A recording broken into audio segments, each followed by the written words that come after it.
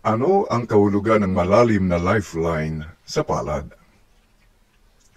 Alam niyo ba na ang malalim na lifeline sa inyong palad ay maaaring magbunyag ng sekreto tungkol sa lakas ng inyong pisikal na kalusugan at tibay ng inyong kalooban? Sa video na ito, tatalakayin natin kung ano ang ibig sabihin nito at malalaman natin kung anong sikat na mga personalidad ang maaaring may ganitong katangian.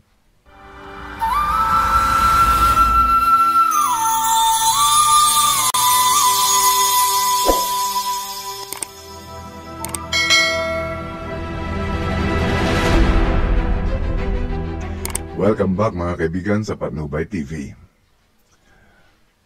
Bago natin sagutin ang kahulugan ng malalim na lifeline sa palad ay alamin muna natin ano nga ba ang lifeline.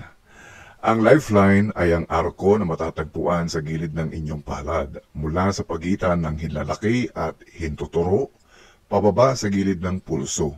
Ito ang linya na madalas iugnay sa haba ng buhay, ngunit sa totoo lang, ito ay higit na nagsasabi tungkol sa inyong kalusugan, enerhiya at lakas ng pisikal na katawan. Pero ano ang malalim na lifeline? Kapag ang inyong lifeline ay malalim, malinaw at hindi putol-putol, ito ay isang indikasyon ng matibay na kalusugan. Karaniwang may mahusay na resistensya laban sa sakit ang mga taong ito. Enerhiya at determinasyon. Ang mga taong may ganitong linya ay karaniwang may mataas na level ng enerhiya at hindi madaling sumuko sa mga hamon. Matibay na emosyonal na pundasyon. Malalim din ang kanilang koneksyon sa pamilya at mga mahal sa buhay. Sino-sino sa mga sikat na personalidad o mga real-life personalities na may mga malalim na lifeline? Unahin natin, si Manny Pacquiao. Ang kanyang tagumpay sa larangan ng boxing ay nagpapakita ng matibay na pisikal at lakas at tibay ng kalooban. Ang isang malalim na lifeline ay nagpapaiwatig ng kanyang kakayahang lampasan ang may hirap na laban sa buhay mula sa kahirapan hanggang sa pagiging world champion. Pangalawa, si Angelina Jolie. Isa siyang icon ng Hollywood na hindi lamang sikat sa kanyang ganda kundi pati na rin sa kanyang humanitarian efforts. Ang kanyang malakas na determinasyon na tumulong sa iba ay sinusuportahan ng isang malalim na lifeline.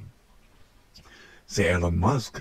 Sa kabila ng maraming hamon, patuloy na nagtatagumpay ang visionary na ito sa kanyang mga proyekto tulad ng sa Tesla at SpaceX.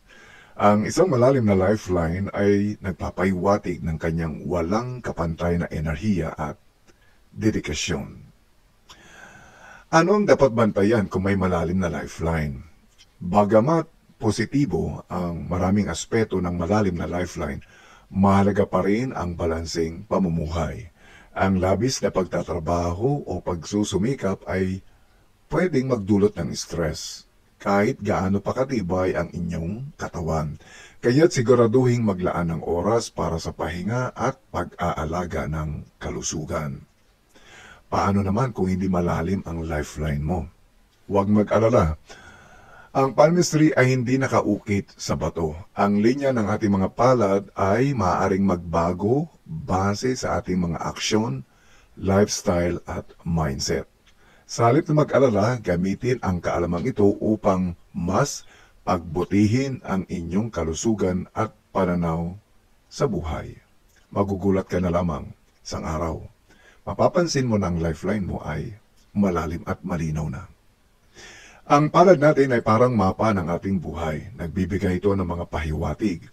Ngunit tandaan, tayo pa rin ang may control sa ating landas.